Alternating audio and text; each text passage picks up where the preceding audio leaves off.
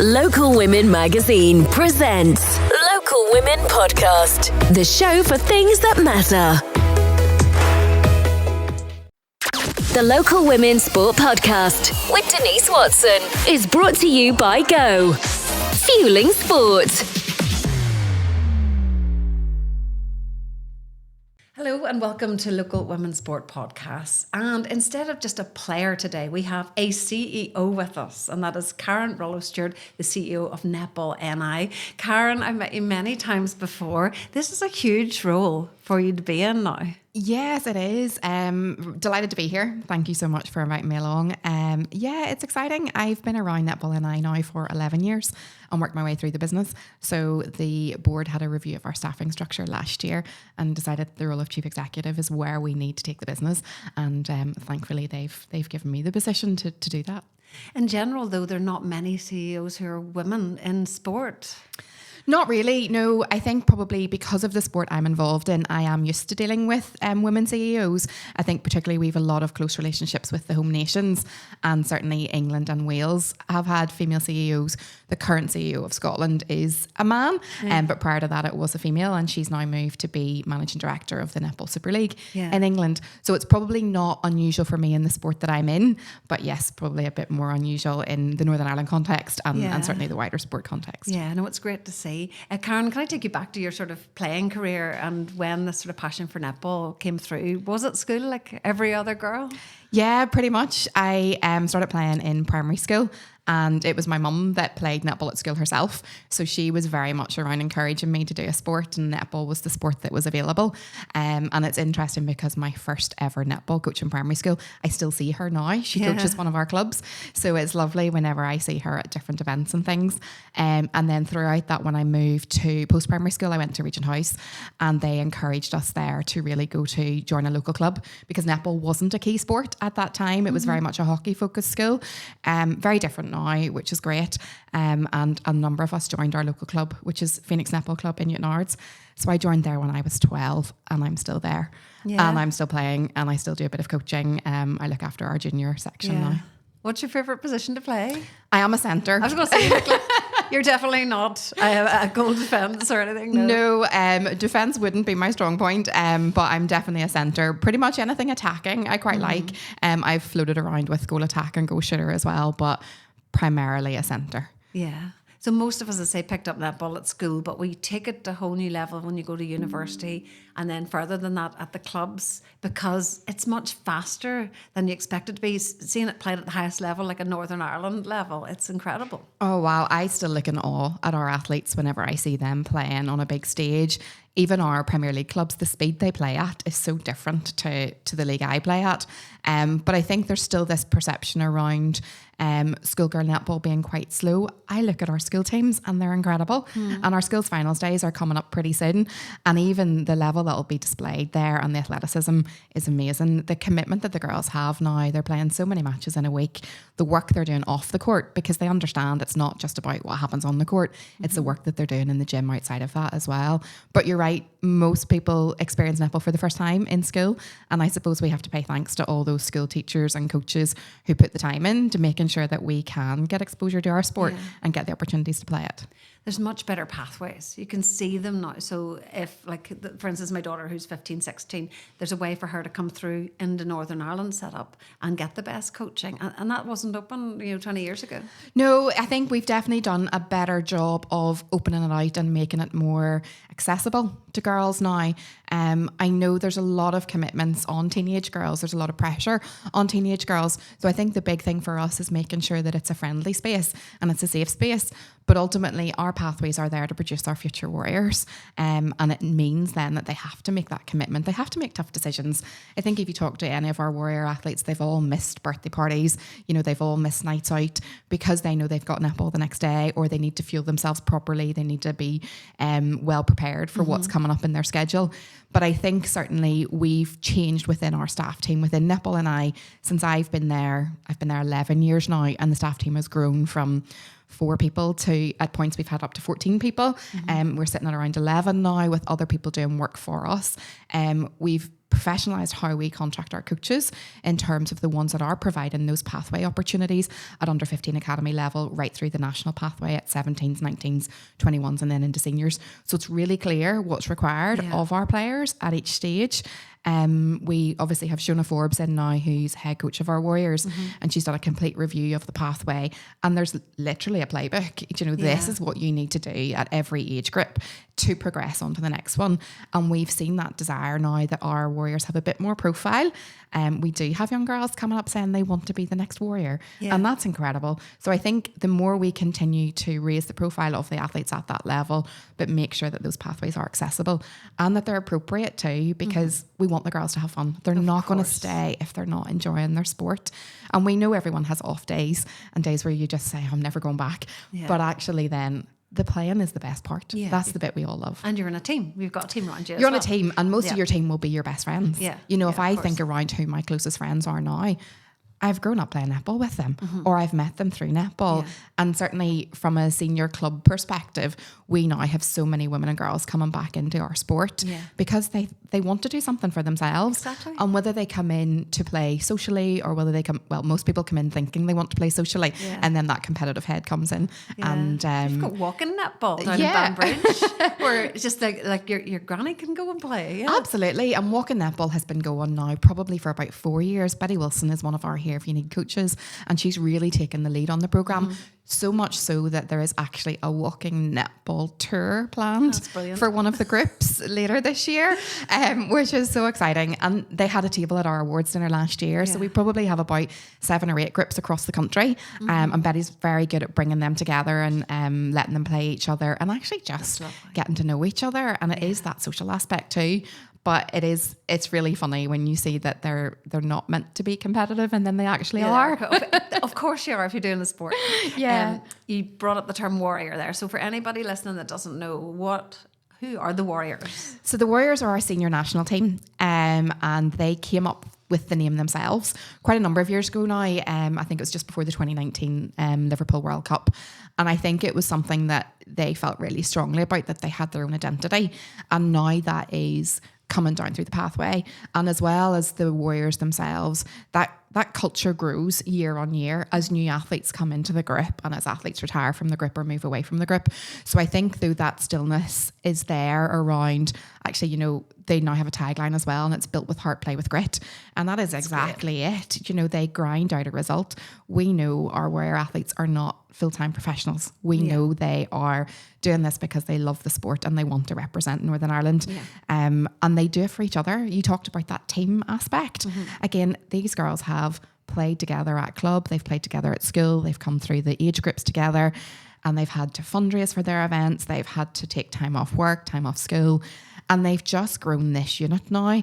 And I think it's that part of being that wider team and the greater good of the sport. But actually then now we're in a point where we're recognising what the girls are capable of doing. And the athleticism demanded of the sport now is incredible. So we see what they need off the court in terms of that S&C, in terms of that psychological support, in terms of that nutrition, everything that's going on around them as athletes. And it's making sure that we can give them the best environment possible, while also recognising we don't necessarily have the money or the resource to do all those things, but how can we make it as best as possible with what we've got? And make sure that they're in the best place possible to deliver on the court. Local Women Magazine presents Local Women Podcast, the show for things that matter. The Local Women Sport Podcast with Denise Watson is brought to you by Go, fueling sport.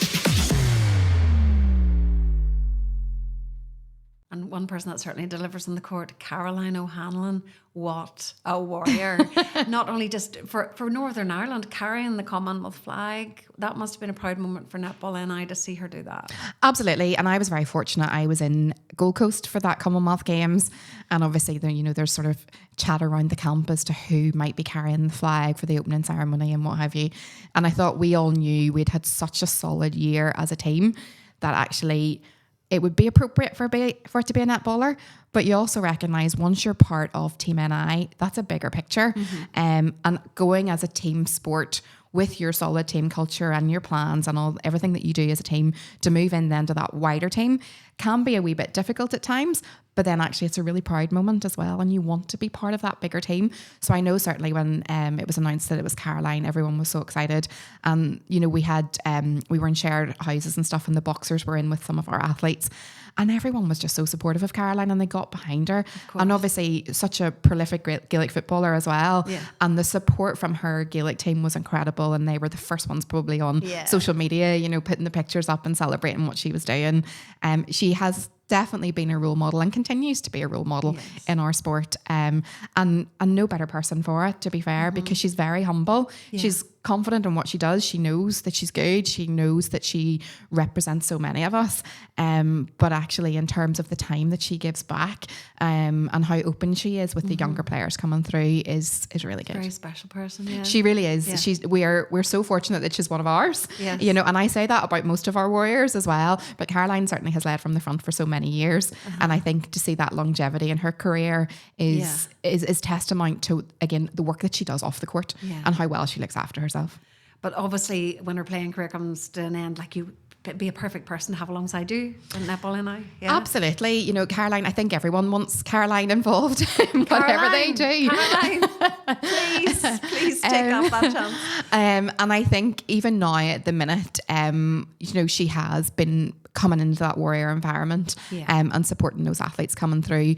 And I think as well, though, she, you know, we were at an event last year, Europeans last year, that she wasn't present at. So Fionnuala Toner took on the captain's role because she's been vice captain for so long. And to see other players step up in those leadership roles was really important and really, really pleasing to see. And Caroline would be the first to say, let others step up and take ownership as well, because she knows she's not going to be on the court forever, but definitely from even just her presence in the environment just adds a boost to the squad, and you can see that. And I think the support that she gives to the management team as well around her experiences throughout Super League and playing for different teams, playing different sports and having that exposure to other coaching styles and stuff as well, I think is really useful.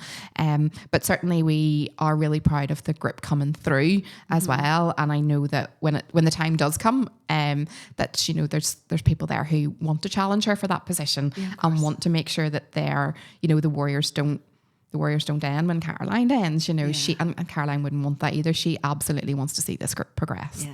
In terms of Northern Ireland now, because we're about a year and a bit out from Commonwealths in Glasgow, number 11 in the world, is that your ranking? Yeah, so the world rankings are...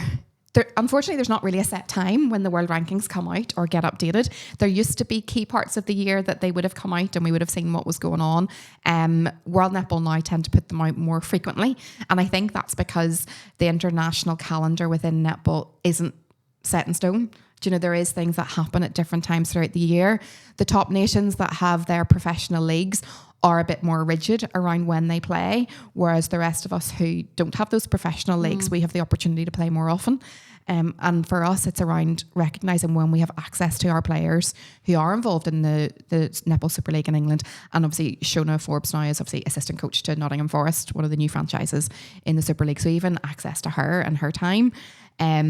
So yes, Commonwealth Games, about a year and a bit away.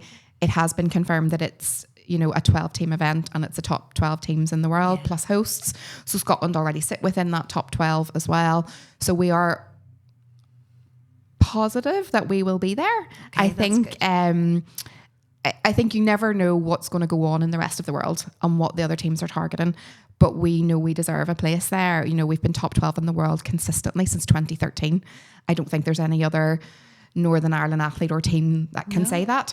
So to have that longevity at this level, given that we're not professional, given that the girls are volunteering their time essentially and doing this on top of full-time work or full-time study, I think speaks volumes around the characters that we have playing for us. So I 100% would obviously advocate that we should be there. But ultimately, from a Team NI perspective, they've done so well in the last few games that they are challenging the athletes to do more and do better. Do you know, they want medals, they want top eights, and we fully recognise that. We did finish 7th in Glasgow in 2014, and since then we've been like 8th and 9th. So actually, how do we prove to them that we can finish in that top 8 position? Or are we looking at bringing younger athletes through who haven't had that exposure before? So yes, we might not be pushing for a medal, but we're pushing higher than our ranking would suggest, and our matches are going to be competitive. Yeah. I think what we find within the Commonwealth is that the top teams in the world are all Commonwealth teams. So it's the pinnacle of our sport. Our World Cup is more global in terms of it has the lower nations in there. But the Commonwealth is the best of the best. Yeah. And we want to be challenging ourselves against the Englands, the Australias, the Jamaicas, the New Zealands. And that experience for the athletes is what they will learn from being there is just phenomenal, and to prepare them for what the next games potentially looks like. And I think certainly from a World Netball perspective, we're really pushing that netball becomes one of the key sports for the Commonwealth Games. We know it sells out in terms of tickets. Yes. We know it's one of the most watched sports at the Commonwealth Games. And we know that the Northern Ireland supporters fully get behind our team. Yes. So for us, it is a home games, essentially. Yes. And yes, in a smaller venue than what it's been before, and it will be really tough to get tickets, but we know that our Northern Ireland supporters will be there in their hundreds. It will be loud. And that obviously gives our Warriors a huge boost as well. Yeah. You have a huge tournament coming up. That's why I want to speak to you now, because in terms of your involvement, what a headache it must be. You've got a big, is it European Championships? It's European Championships for our under-17s. In Antrim. In Antrim Forum, yes.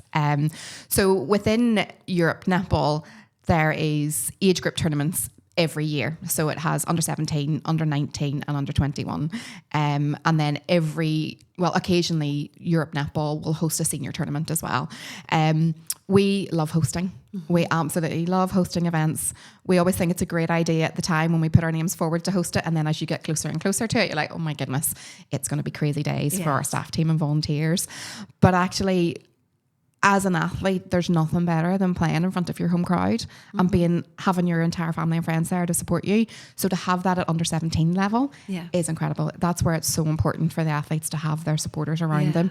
And European opposition as well. Absolutely. And it's tough. Yeah. As I say, the home nations within Europe are the strongest nations. So we always have that challenge against Scotland and Wales and England. But actually the Republic of Ireland and UAE and Gibraltar are getting stronger and stronger and stronger. And we need that challenge.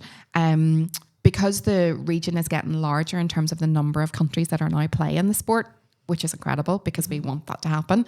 It just means then hosting events becomes a bit more complicated.